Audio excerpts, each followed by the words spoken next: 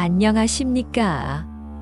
오늘 저는 70대 이후 남성분들이 가장 많이 겪는 고민, 바로 활력 저하에 대해 진심으로 말씀드리겠습니다. 먼저 조심스럽게 여쭙겠습니다. 요즘 아침에 눈을 떠도 몸이 무겁고 예전 같지 않다고 느끼십니까?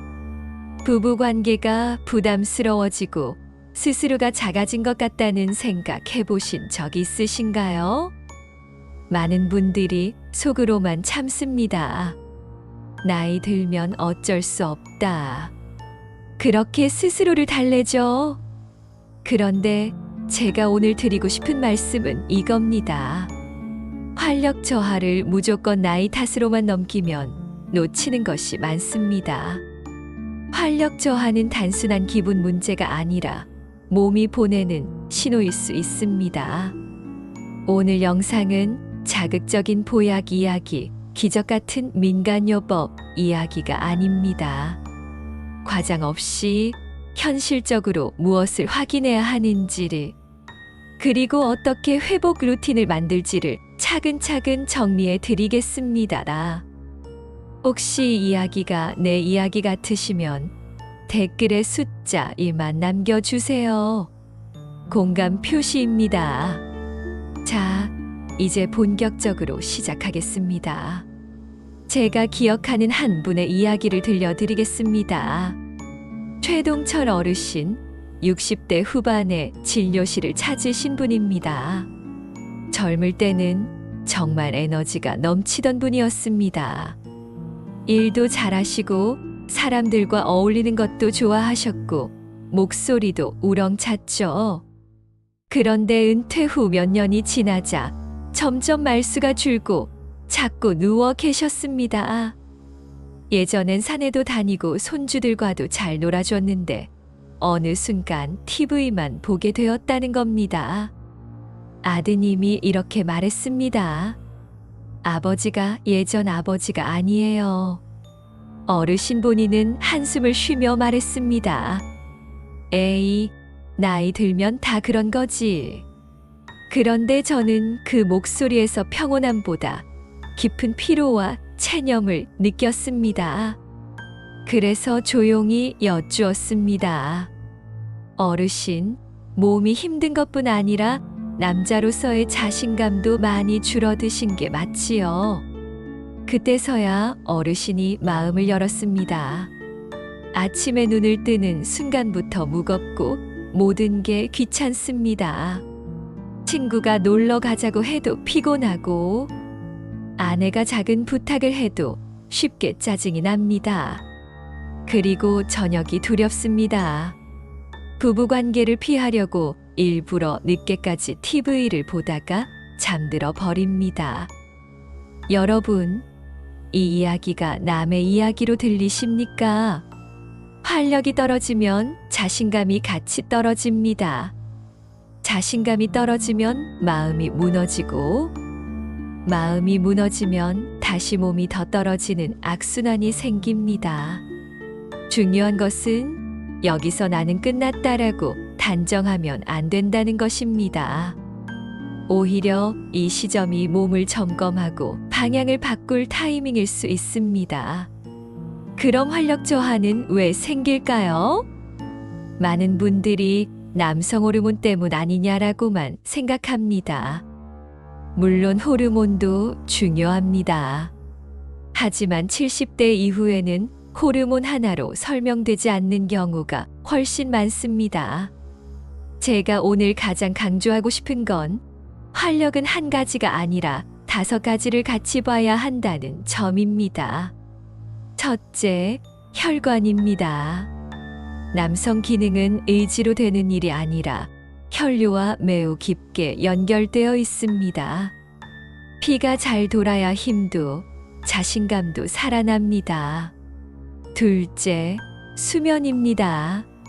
잠이 얕아지면 피로가 누적되고 기분도 가라앉고 몸 회복이 깨집니다.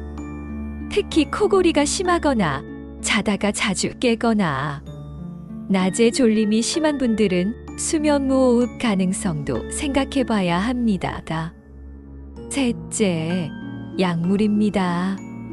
혈압약, 전립선 관련 약, 우울증 약 등은 사람에 따라 영향이 다르게 나타날 수 있습니다.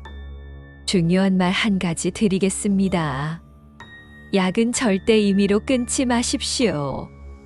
대신 담당 의사에게 활력 저하와 관련이 있을 수 있는지를 물어보는 겁니다. 넷째, 근육입니다. 70대 이후 활력의 핵심은 호르몬보다 먼저 근육인 경우가 많습니다. 근육이 줄면 피로가 늘고 움직이기 싫어지고 움직이지 않으니 더 약해지는 악순환이 생깁니다. 다섯째, 마음과 만성 염증입니다. 활력이 떨어지면 기분이 무너지고 기분이 무너지면 수면과 식습관이 흔들리고 결국 몸 전체 컨디션이 더 떨어집니다. 그래서 저는 활력 저하를 나이 탓으로만 보지 말고 몸이 보내는 점검 신호로 보시라고 말씀드립니다. 여기서 많은 분들이 그럼 뭘 해야 하느냐라고 물으십니다. 제 대답은 간단합니다. 추측하지 말고 확인하십시오. 병원에 가시면 이런 것들을 체크해 보세요. 혈압과 맥박, 공복 혈당과 당화 혈색소, 콜레스테롤 같은 지질 검사, 간 기능, 갑상선 기능, 그리고 필요하다면 남성 호르몬은 아침 시간에 검사해 보는 것이 도움이 될 수 있습니다. 전립선 검사는 연령과 증상에 따라 의사와 상의해 결정하시면 됩니다. 자, 이제부터는 집에서 할 수 있는 회복 루틴을 말씀드리겠습니다. 어려운 거 아닙니다. 돈 많이 드는 것도 아닙니다. 첫 번째는 걷기입니다. 하루 20분만 걸으십시오. 무릎이 아프면 10분씩 나눠도 됩니다. 숨이 약간 찰 정도가 좋습니다. 두 번째는 근력입니다. 특히 하체가 핵심입니다. 의자에서 일어나기 10회, 2세트만 하셔도 충분히 시작입니다. 가능하면 3세트까지. 하체가 살아야 기운이 붙습니다. 세 번째는 단백질입니다. 매끼니 달걀, 두부, 생선, 살코기 중 하나는 꼭 넣으십시오. 노년층 피로는 먹는 양보다 먹는 질에서 갈리는 경우가 많습니다. 네 번째는 수면 루틴입니다. 잠들기 2시간 전 과식과 야식을 줄이십시오. 그리고 코골이가 심하거나 낮에 졸리다면 잠의 질을 점검해야 합니다. 잠은 활력의 바닥입니다. 다섯 번째는 부부 대화입니다. 이 부분은 민망하실 수 있지만 정말 중요합니다. 부부 관계는 기술 문제가 아니라 안정감의 문제인 경우가 많습니다. 피하는 시간이 길어질수록 부담은 커집니다. 오늘은 긴 말 필요 없습니다. 나도 노력해보고 싶다. 이 한마디만 꺼내셔도 시작이 됩니다. 여기까지가 가장 기본이면서도 가장 강력한 회복 루틴입니다. 그런데 오늘 스크립트 주제에 맞춰 많은 분들이 궁금해하시는 이야기도 짚고 가겠습니다. 막걸리와 꿀 같은 발효식품 이야기가 요즘 많이 돌죠. 제가 먼저 분명히 말씀드립니다. 술은 술입니다. 막걸리가 발효 음료라고 해서 치료제가 되는 것은 아닙니다. 오히려 술은 사람에 따라 수면을 망치고 혈압을 흔들고 다음날 피로를 키울 수도 있습니다.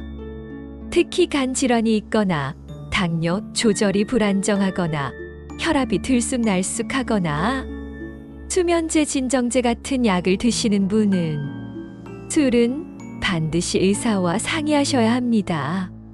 그리고 꿀은 당분이기 때문에 혈당 관리가 필요한 분은 더 조심해야 합니다. 다시 말하지만 저는 이 영상을 통해 술을 권하는 것이 아닙니다. 오늘 영상의 목적은 딱 하나입니다. 활력 저하를 단순히 나이 탓으로 넘기지 말고 검사로 확인하고 루틴으로 회복하자는 것입니다. 여러분, 변화는 한 방이 아닙니다. 대부분은 작은 습관이 쌓여서 만들어집니다. 오늘 제가 드린 내용을 한 줄로 정리하면 이겁니다.